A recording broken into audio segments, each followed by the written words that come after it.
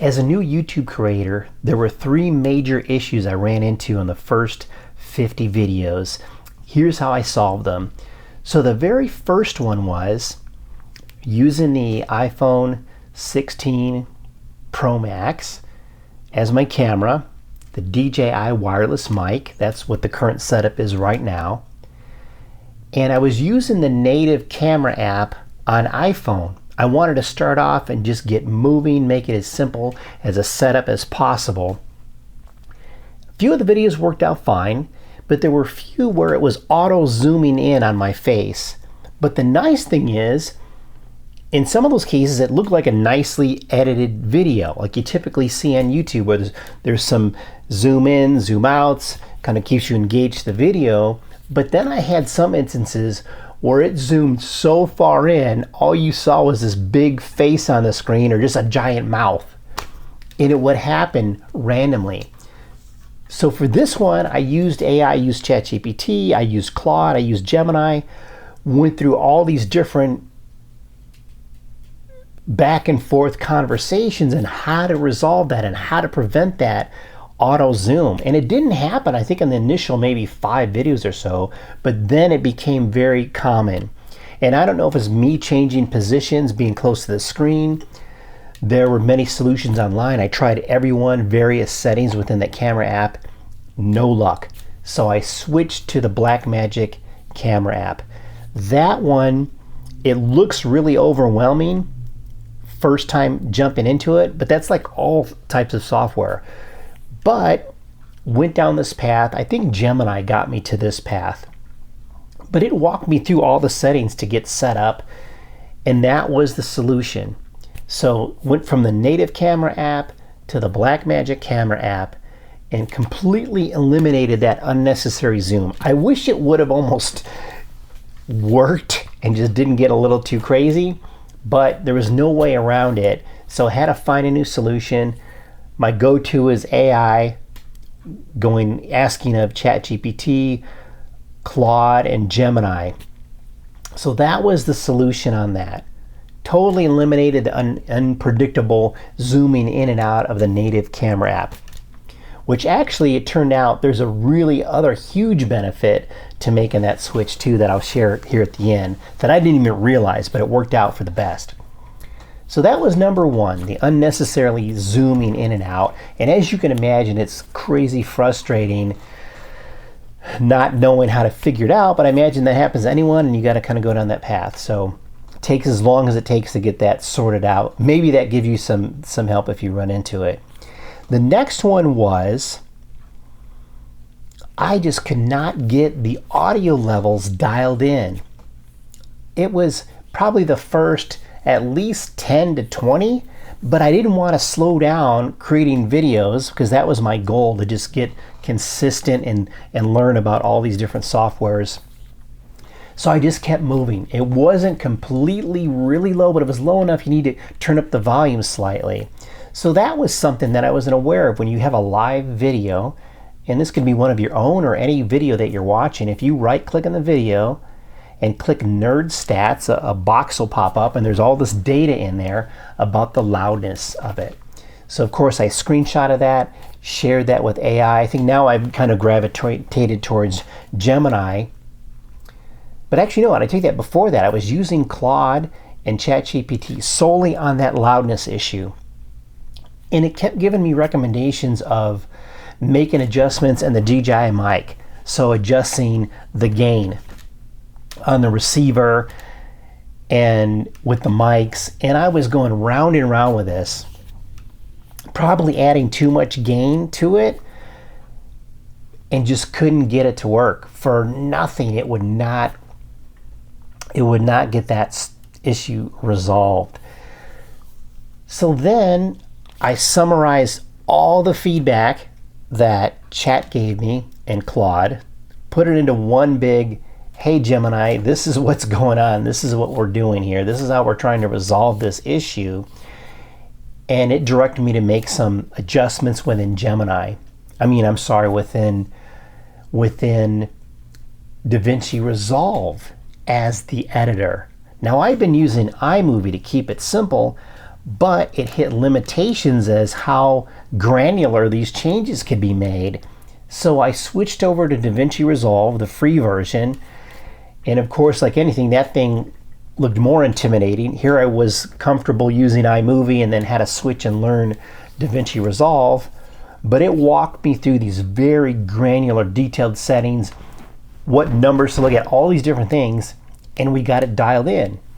And then of course I asked, hey, I need some presets for this so that moving forward, we don't need to figure this out every time.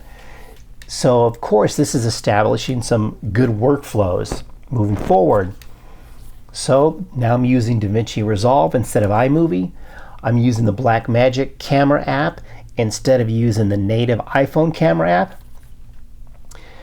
And we got those two problems solved. The unnecessary zoom, and now we resolve the issue with the loudness. And that was just trying to adjust the gains on those mics obviously wasn't the way to go, but being new to all this, didn't really know to question AI about that. And it was hit or miss. Sometimes the loudness was fine, sometimes it was never consistent. But now, using the Blackmagic camera app and in the DaVinci Resolve, getting those settings dialed in, we've been pretty good on that front. Now the next one that I ran into was, what was the next one here? So we had the zooming in and out, we had a switch to iMovie, we had the audio issues. I think I broke these out into three when it was really those two main ones, the zooming in and out, and then the issue with the audio loudness. Okay, so I had two, but definitely I can come up with a third one for sure. So the third one, this wasn't initially on my mind at the time, but the third one was trying to get into a different setup. So right now we're using the iPhone 16, we're using DJI mic, but I wanted to get to using the Shure mic and using my MacBook and saving everything to OBS and recording in OBS. So went down that path, had to get the Elgato Cam Link to get that 4K audio going into the MacBook Pro, because I learned that if you connect just with a USB-C, your iPhone to your MacBook, it could use that as the camera source, but it's not going to be 4K. It's going to be like 1080. Didn't want that, but over more time, dialogue with Gemini was able to get to this solution of getting that 4K to route through there using the Cam Link. I'll put a link to that Cam Link in case you run into that as something that you needed. But in going that route, just couldn't get the color quite right, the lighting quite right as you see it here. I'm sure there's a way to get it dialed in at some point using OBS Studio. The other thing I noticed with OBS Studio was it seemed that the audio and the video wasn't synced in terms of me talking. Slight enough that it seemed weird. It wasn't way off where it was obvious, but it was slight enough to go like, something isn't right here. I don't know what's going on. So until I resolve that, and just talking with AI and that too, it sounds like that's something that might need some tweaks in OBS, because we have the audio source going through the MacBook Pro, and then we've got the video and that Cam Link, and putting everything together could be slightly off, but there's a way to do that. Where you ever see in the Hollywood films, they got that clapboard that makes that click, so they've got a visual click on that, and then you can see the spike in the audio, and that's how that stuff lines up. But I haven't gotten that far yet. So those are some 3 challenges in the first 50 videos. Native camera app zooming in and out, the issue with the loudness, not being able to get that dialed in, switching from the iMovie to the DaVinci Resolve as a solution for those, and then also this most current one, trying to get the OBS Studio dialed in with the Shure mic. It does sound really good with that Shure mic, but looking at the video, it just looked flat. It looked like there was almost like a frosted view across everything. The lighting wasn't quite the way it was in the background, but these are just some of the things that new creators run into.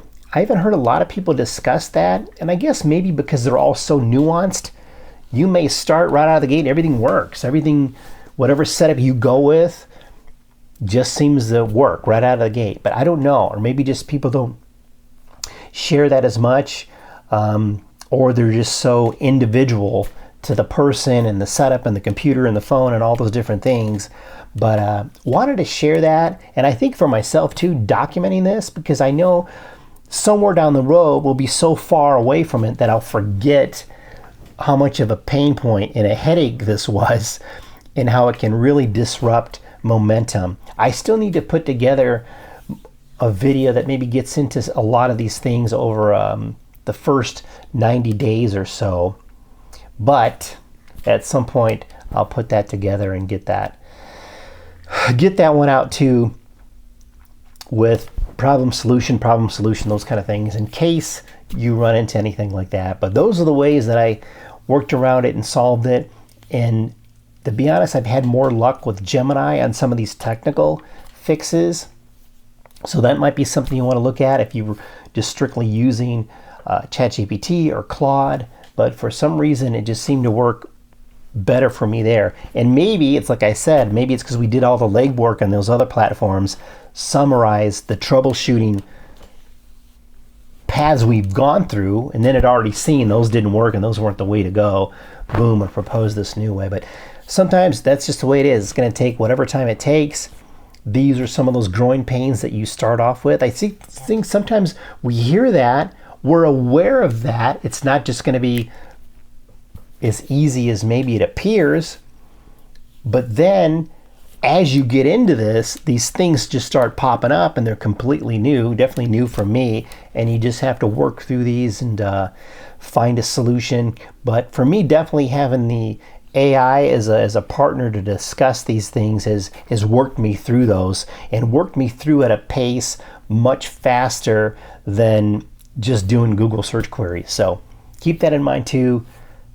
Don't let this stuff throw you off track.